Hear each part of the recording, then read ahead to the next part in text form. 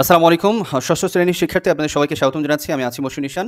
আপনারা আজকে যে এই ভিডিওতে দেখতে পাবেন আপনাদের টেক্সট বুক ইংলিশ যে টেক্সট বুক রয়েছে সেটার লেসন 20 নিয়ে কথা বলব। সো এইখানে আমরা এই পুরো লেসনটা নিয়ে কথা বলব। আশা করি আপনারা পুরো ভিডিওটা মনোযোগ দিয়ে শুনবেন। এতে করে কিন্তু আপনাদের জন্য ভালো হবে আরকি। যাই হোক। আর যারা আপনারা এখনো আমার চ্যানেলটাকে সাবস্ক্রাইব করে আসেন নাই দ্রুত সাবস্ক্রাইব করে ফেলবেন যাতে করে পরবর্তী ভিডিওগুলো আপনাদের জন্য আ মানে মিস না হয়ে যায় আপনাদের কাছ থেকে। ওকে? সো আমরা কথা না বাড়িয়ে চলে যাচ্ছি আমাদের আজকের পড়ায় লেসন 20 এটার টাইটেল দেওয়া রয়েছে Hason Raja the mystic bird of Bangladesh. So এই টাইটেলটা হচ্ছে হাসন রাজা একজন অত্যন্ত জনপ্রিয় আ আমি কি বলব গীতিকার, কবি তাকে নিয়ে এটা কিন্তু লেখা হচ্ছে। আমরা নিচে পড়লেই বুঝতে পারবেন তার সম্পর্কে। হয়তোবা আপনারা এখনো তাকে সেরকমভাবে চেনেন না। অ্যান্ড মিস্টিক বলতে আমরা এটাকে আমরা রহস্য ঘেরা এটা বলতে পারি। বাট এইখানে যেই জন্য এই কথাটা ব্যবহার করা হয়েছে সেটা হচ্ছে যারা আসলে স্পিরিচুয়ালি মানে একটু আধ্যাত্মিকতা নিয়ে কাজ করে, আধ্যাত্মিকতার আ আ নিয়ে কবিতা বা গান রচনা করেন তাদের ক্ষেত্রে আমরা মিস্টিক এই কথাটা ব্যবহার করতে পারি। ঠিক আছে? সো আধ্যাত্মিক গান অথবা কবিতা যারা রচনা করেন তাদেরকে আমরা মিস্টিক বলছি। আর বার্ড কি? বার্ড হচ্ছে কবি। ঠিক আছে? অ্যান্ড এটাও কিন্তু একটা বিষয় রয়েছে। আপনি চাইলে পোয়েট বলতে পারতেন। এখানে হইতে পারত। বাট বার্ড বলতে এইটা আমরা এখানে মেনশন করার চেষ্টা করছে যিনি কবিতাও লিখেন, যিনি গানও লিখেন এরকম একজন ব্যক্তিত্বকেই আসলে বার্ড বলা হচ্ছে। ওকে? সো হাসন রাজা সেরকমই একজন ব্যক্তিত্ব যিনি আধ্যাত্মিকতা নিয়ে গান লিখেছেন, কবিতা লিখেছেন। সো তার সম্পর্কে আমরা নিচে আলোচনা করব। এইখানে দেখেন A নাম্বার এক্টিভিটিসে এই A নাম্বার এক্টিভিটিসে দেওয়া রয়েছে দেখেন, "Look at the pictures below. Do you know who they are or anything about them?" এই ৩ জনের ছবি দেওয়া রয়েছে। উনাদেরকে আমরা চিনি কিনা এটা আমাদেরকে জিজ্ঞাসা করেছে। শুরুতে যিনি আছেন তিনি হলেন লালন ফকির, লালন শাহ। ওকে? তারপরে যিনি আছেন ইনিই হচ্ছেন হাসন রাজা এবং তারপরে যিনি আছেন শাহ আব্দুল করিম। ঠিক আছে? এই যে আমাদের এই ৩ জন ব্যক্তিত্ব ৩ জনেরই একটা জায়গায় মিল রয়েছে। সেটা কোথায় বলেন তো? ওই যে বললাম না মিস্টিক। সো মিস্টিক ব্যাপারটা কি? তারা সবসময় আধ্যাত্মিকতার মাধ্যমে জীবনের সত্য খুঁজে বের করার চেষ্টা করেন। জীবনের আসলে অর্থটা কি সেটা খুঁজে বের করার চেষ্টা করেন। লালন শাহের গানগুলো আপনারা যারা শুনেছেন তারা হয়তোবা এটা বুঝতেই পারেন তার গানগুলো কেমন ধরনের হয়ে থাকে। ৩ জনের লেখার প্যাটার্নটাই কিন্তু প্রায় কাছাকাছি এবং তারা কিন্তু মানে এ কি বলবো পৃথিবীর যে জীবনটা এইটা নিয়ে খুব বেশি তারা মানে চিন্তিত ছিলেন না। তারা সবসময় এর বাহিরে কোনো কিছু খোঁজার চেষ্টা করেছেন। হ্যাঁ? একটু আধ্যাত্মিক লেভেলের চিন্তাভাবনা তাদের মধ্যে ছিল, তাদের লেখার মধ্যে ছিল। সো আমরা এটা বুঝতে পেরেছি। এবার আমরা চলে আসি এখানে একটু লেখা রয়েছে একটু দেখি আমরা। "A bird is one who writes poems and songs." তাহলে আমি যেটা বলেছিলাম বার্ড তাকেই বলব যিনি কবিতাও লিখেন এবং গানও লিখেন। সো এক কথায় এটার বাংলা যদি আমি বলি কবি। বাট তারপরে যদি একটু বেশি ব্যাখ্যা করে বলতে হয় তাহলে বলতে হবে যিনি কবিতা গান দুটোই লিখেন। "A mystic" এই দেখেন mystic is one who seeks truth and strives to become United with god through prayer and meditation. এই যে দেখতে পেয়েছেন? সো মিস্টিক বলতে তাকে বোঝাচ্ছে যিনি খুঁজে বেড়ান সত্য এবং সেটা কিভাবে মানে তার সৃষ্টিকর্তার সাথে একটা সম্পর্ক গড়ে তোলার মাধ্যমে এবং সেটা কিভাবে তার প্রার্থনার মাধ্যমে এবং মেডিটেশন টাইপের তার বিভিন্ন ভাবে চেষ্টা করেন যে আধ্যাত্মিকতার মাধ্যমে তিনি জীবনের সত্য নিগূঢ় তত্ত্ব খুঁজে বের করার চেষ্টা করেন। ওকে? সো তারপরে আসেন, "the pictures above are of 3 renowned mystic birds of Bangladesh." উপরের ৩ জনের যে পিকচার আমরা দেখেছি উনারা আমাদের বাংলাদেশের রিনাউন বলতে কি পরিচিত বা জনপ্রিয় আমরা বলতে পারি। সো পরিচিত ৩ জন এরকম সাধক কবি। একজন হলেন লালন শাহ, আরেকজন হচ্ছেন হাসান রাজা এবং আরেকজন হচ্ছেন Shah Abdul Karim. They all wrote beautiful poems and songs to express their deep thoughts and feelings about God. তারা প্রত্যেকেই তাদের গান এবং কবিতার মধ্যে প্রকাশ করেছেন। এক্সপ্রেস মানে কি? এক্সপ্রেস মানে হচ্ছে এই যে দেখেন, এই এক্সপ্রেস মানে হলো প্রকাশ করা। প্রকাশ করেছেন কি? গভীর চিন্তাভাবনা এবং গভীর অনুভূতি কি নিয়ে? সৃষ্টিকর্তা নিয়ে, স্রষ্টা নিয়ে বা এই যে দেখেন জীবন নিয়ে and love for human kind এবং মানব সেবা নিয়ে বা মানুষের প্রতি ভালোবাসা, মানুষের প্রতি দরদ এই ব্যাপারটা নিয়েই তারা লেখালেখি করেছেন। সো এটা আমরা নিশ্চয়ই বুঝতে পেরেছি। এবার আমরা আসি বি নাম্বার এক্টিভিটিসে। এখানে পড়তে বলেছে আরকি। এখানে মিস্টিক পোয়েট হাসন রাজা তার সম্পর্কে নিচে লেখা রয়েছে। আমরা একটু এটা পড়ে ফেলব। Hassan Raja was born in 1854 into a wealthy landlord family in Sylhet. Hason Raja তিনি 1854 সালে জন্মগ্রহণ করেন সিলেটের একটা ধনী বা সম্ভ্রান্ত পরিবারে। He did not receive much formal education as a child. তিনি তার ছোটবেলাতে যে আমাদের আনুষ্ঠানিক যে শিক্ষা লাভ করার যে ব্যাপারটা থাকে প্রাইমারি তারপরে হাই স্কুল এরকম ফর্মালি তিনি শিক্ষা লাভ করেন নাই। In his youth he lived life of luxury. তিনি তার যখন মানে ছোট বয়স ছিল তখন তিনি একটা অন্যরকম বিলাসী জীবনযাপন পার করেছেন। He had everything, money, comfort and pleasure. তার সবকিছু ছিল টাকা, আরাম-আয়েশ, সুখ-শান্তি সব। However, at one point in his life, যাই হোক একটা সময় জীবনের একটা সময় এসে he began to feel that these material possessions were meaningless. তিনি এটা বুঝতে পারলেন বা এটা অনুভব করলেন বা অনুভব করা শুরু করলেন যে এই যে পৃথিবীর যে চাকচিক্য বা বৈচিত্র্যময়তা রয়েছে, ধন সম্পত্তি রয়েছে, এগুলো আসলে অর্থহীন, এগুলার আসলে কোনো অর্থ হয় না। তাহলে কিসের অর্থ হয় সেটাই কিন্তু তিনি খুঁজতেছে। দেখেন, he gave away all his properties and started to think deeply about the creator.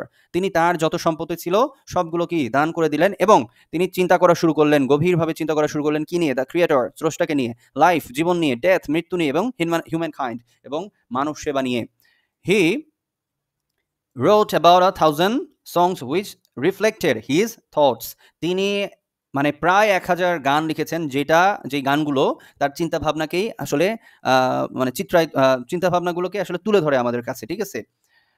তারপরে দেখেন in 1906, okay, so he published a book called Hason উদাস। 1906 সালে তিনি একটা বই প্রকাশ করেন যার নাম ছিল হাসন উদাস। The book had 206 songs in it.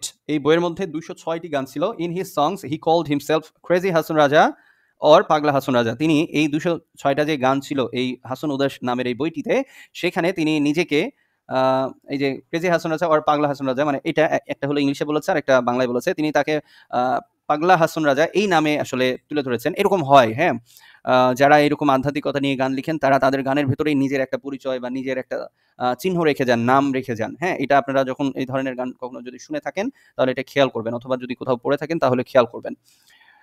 Another volume called Hason Raja সমগ্র, complete works of Hason Raja. এই হাসন রাজার সমগ্র নামের আরো একটা বই তার বের হয়, যেটাতে হাসন রাজার যত ওয়ার্কস ছিল, মানে যত কবিতা গান লিখেছেন সবকিছু ছিল, was also published which contained 500 poems and songs, যেখানে 500টার মতো কি ছিল?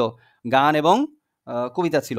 Hasan Raja's songs had always been popular in Sylhet, but very soon they spread all over Bangladesh and beyond. Hason রাজার এই গান কবিতা এগুলো সিলেটে খুবই বিখ্যাত ছিল, কিন্তু ধীরে ধীরে এটা মানে ছড়িয়ে পড়তে শুরু করলো। স্প্রেড মানে ছড়িয়ে যাওয়া, এটা ছড়িয়ে পড়তে লাগলো পুরো বাংলাদেশে এবং বাংলাদেশের বাহিরেও। As you grow older, যখন আপনি ধীরে ধীরে মানে বয়স বাড়বে আপনার, try to learn more about this great mystic poet through reading and listening to his songs. তখন আপনি এই গ্রেট বার্ড বা আমাদের এই যে হাসন রাজা, তার সম্পর্কে আপনারা তার গানগুলো পড়ে অথবা শুনে জানতে পারবেন বা জানার চেষ্টা করবেন, এই কথা এখানে বলা হয়েছে, ঠিক আছে? সো আশা করি এখানকার বাংলা আপনারা ঠিকঠাক বুঝতে পেরেছেন, কোনো সমস্যা নাই। এবার আসেন B1 এ, এখানে কোয়েশ্চেন্স দেওয়া রয়েছে, আমি কিন্তু উত্তর অলরেডি লিখে রেখেছি যাতে আপনাদের সুবিধা হয়। আমি জাস্ট পড়ে দিচ্ছি, আপনারা ভিডিওটা পজ করে এটা সুন্দর করে তুলে নেবেন, ঠিক আছে, উত্তরগুলো। ওকে, সো প্রথম এ নাম্বারে কোয়েশ্চেন হচ্ছে when was Hason Raja born? খুবই সহজ, Hason Raja was born in 1854। তারপরে দেখেন B number, where was he from? তিনি কোথা থেকে এসেছেন বা তিনি কোথায় বসবাস করেন বা কোথায় তার জন্ম, জন্ম বলবো না, কোথায় তিনি থাকেন, বাসস্থান এটা বললেও চলবে, সমস্যা নাই, বাংলা বলা যায়। হি ওয়াজ ফ্রম সিলেট। ওকে, তারপর দেখেন C number, what was his youth like? তার শৈশবকাল বা যুবক বয়স কেমন ছিল? In his youth he lived life of luxury, he had everything, money, comfort and pleasure. তার যুবক বয়সে তিনি কি সবকিছুই পেয়েছেন, টাকা পয়সা, আরাম আয়েশ সবকিছুই তিনি সেখানে পেয়েছেন এবং তার জীবনটা বিলাসিতার মধ্যে কেটেছে। তারপরে দেখেন the number, why did Hasan Raza leave his life of comfort and pleasure? So তিনি কেন এই যে সুখ শান্তি আরাম আয়েশের জীবন থেকে সরে আসলেন বা সেটা ত্যাগ করলেন?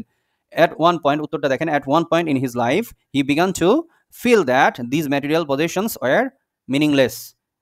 ঠিক আছে, তারপরে আমি বাকি অংশটা লিখি নাই, তখন ইন দ্যাট টাইম এই জায়গাতে আমরা বলতে পারি, এই যে শুরু থেকে আমি বলতে পারি, দেখেন উত্তরটা এখান থেকে ধরবেন। হাসান রাজা লেফট, লিভ হবে না, এখানে কি দিবেন? লিভের বদলে আপনি কি লিখবেন? Left, LEFT, left his life of comfort and pleasure because, তারপরে এটা লেখা শুরু করবেন। At one point in his life he began two, এই যে এই লাস্ট পর্যন্ত লিখে দিবেন। কথা নিশ্চয়ই বুঝতে পেরেছেন, ঠিক আছে? উত্তরটা কিভাবে লিখবো?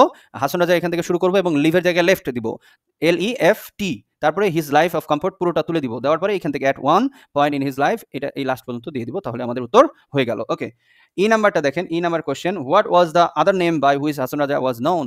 হাসান রাজার আরো একটা কি নাম ছিল যেটার মাধ্যমে তিনি পরিচিত? ওই যে আমরা দেখলাম একটু আগে, ক্রেজি হাসান রাজা or Pagla Hasan Raja was the other name by which Hasan Raja was known.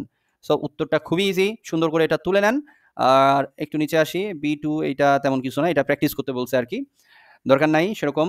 B3 এইটাতে একটু দেখেন মিনিং দেওয়া রয়েছে, সো মিনিং আমি লিখে রেখেছি, এই যে আমি এখানে দিয়ে দিচ্ছি। দেখেন, কমফোর্ট মানে হলো আরাম বা স্বস্তি, লাক্সারি মানে বিলাসিতা, প্লেজার মানে হলো আনন্দ বা সুখ, ভলিউম মানে আয়তন বা শব্দের মাত্রা, বা আমরা বলতে পারি যে এই যে মানে বড় একটা খণ্ড, বই যেখানে অনেকগুলো লেখাগুলো, মানে যেখানে লেখার সংখ্যা অনেক বেশি থাকে, ঠিক আছে, সেগুলোকে আমরা বলতে পারি। সো এখানে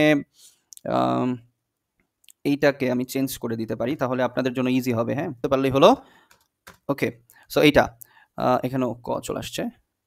হ্যাঁ, যেখানে প্রচুর লেখা থাকে। ওকে, অ্যান্ড ক্রেজি মানে হলো পাগল বা উন্মাদ। কন্টেইন মানে ধারণ করা বা সংরক্ষণ করা, বা যেটা ওর ভেতরে যেটা থাকে আরকি সেটা বোঝাচ্ছে। বিয়ন্ড বলতে ছাড়িয়ে যাওয়া বা এটা পার করে বাহিরে চলে যাওয়া, এটা বোঝাচ্ছে বাহিরে, ঠিক আছে? এমিনেন্ট মানে বিশিষ্ট বা খ্যাতিমান, সরি, যাই হোক। সো বিশিষ্ট বা খ্যাতিমান বা বিখ্যাত কেউ, ঠিক আছে? তো এইটাও আপনারা সুন্দর করে তুলে নেন এখান থেকে দেখে আপনাদের বইয়ের ভেতরে সুন্দর করে লিখে নিবেন। সো আজকের ক্লাস এতটুকুই। আগামী দিনের ক্লাসে আমরা লেসন 21 এটা নিয়ে আলোচনা করব ইনশাআল্লাহ। সবাই ভালো থাকবেন। সবার সুস্থতা কামনা করছি। আল্লাহ হাফিজ।